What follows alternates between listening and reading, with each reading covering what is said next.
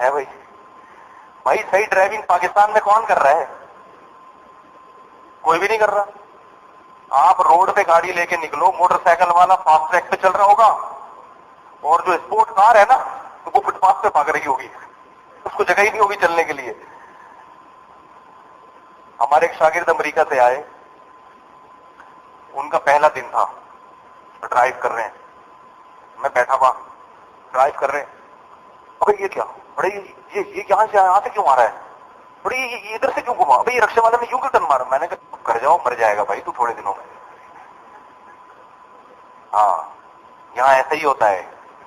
میں نے کہا اتنی ٹینشن لوگے ٹرین ہیمریج ہو جائے گا، پڑ جائے گا دماغ. کوئی ادھر سے آ رہا ہے، بولے بہت اچھا کر رہا ہے بھائی.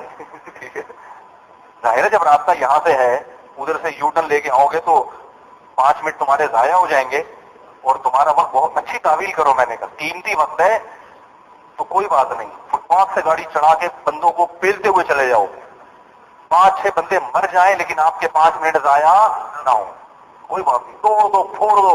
میں نے کہا اس اسٹائل میں جیو گے تو جینے کا مزہ آئے گا.